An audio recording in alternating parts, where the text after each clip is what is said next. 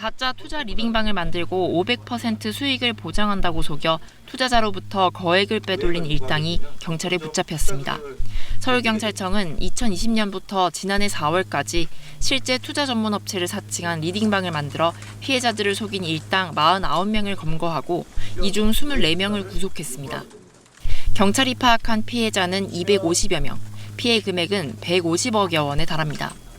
이들은 불법 수집된 개인정보 162만 건을 구매해 피해자들을 카카오톡으로 유인한 뒤 조직원들이 1인 다역을 하며 수익금으로 오늘 벤츠를 산다는 등 바람을 잡으며 피해자들을 속였습니다.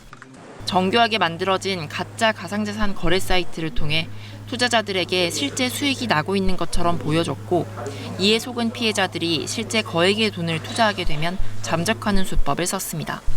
운영과 피해자 유인 작업 등은 모두 조직적으로 이루어졌는데 조직원은 텔레그램으로 모집돼 서로의 신원을 모르는 점조직 형태로 운영됐습니다. 경찰은 전국에 접수된 피해 사건 250여 건을 병합해 이들을 추적했고 여러 조직이 가담한 정황을 확인해 이들을 검거했습니다. 고수익을 보장하며 투자자를 모집하고 수수료 등 사유로 추가 입금을 요구하는 것은 사기 범죄일 가능성이 높습니다. 또 해외에 있는 총책 등 9명에 대해선 적색 수배를 내리고 국내 송환을 준비 중입니다. 경찰은 관련 거래를 할 때 각각 금융정보분석원과 금융소비자 정보 포털 누리집을 통해 검증된 공식 업체인지 확인하라고 당부했습니다. KBS 뉴스 문예슬입니다.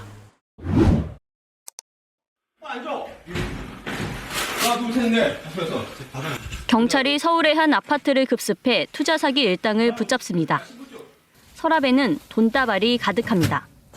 지폐가 새도 끝이 없습니다. 현장에서 압수한 현금만 10억 원입니다. 투자 사기꾼들은 돈 되는 해외 선물 상품을 추천한다며 이른바 주식 리딩방을 만들어 투자자를 끌어모았습니다. 최대 100명이 한 대화방에 참여했는데 투자로 돈을 벌었다며 운영진들이 투자자인 척 바람잡이 역할을 했습니다. 범행에 사용된 계좌의 거래 내역을 봤을 때 3개월간 입금된 금액만 135억이 이르고요. 계좌 수로 하면 200개 계좌가 넘습니다. 하지만 실제 투자는 이뤄지지 않았습니다.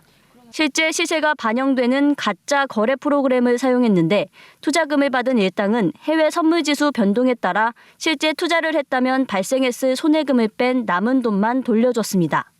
투자자들의 손해금이 본인들의 수익금이 된 겁니다. 반대로 프로그램상 이익을 보는 투자자가 생기면 사기꾼들은 손해를 볼 수밖에 없는데 이익을 보게 되는 일부 투자자들은 불공정 거래를 했다며 원금만 주고 내쫓기도 했습니다. 이렇게 8개월 만에 가로챈 돈이 21억 원에 이릅니다. 광주 서부경찰서는 사기와 자본시장법 위반 등의 혐의로 10명을 구속, 5명은 불구속 송치했습니다. 경찰은 출처가 불분명한 프로그램을 사용하거나 고수익을 보장하는 말을 하는 경우 사기를 의심해봐야 한다고 강조했습니다.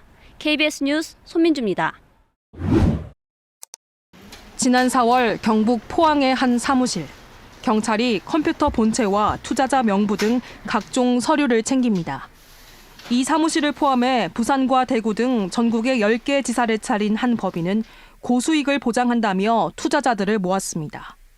자체 개발한 코인에 투자하면 원금을 보장하고 120일 동안 132%의 수익을 올릴 수 있게 해주겠다는 것.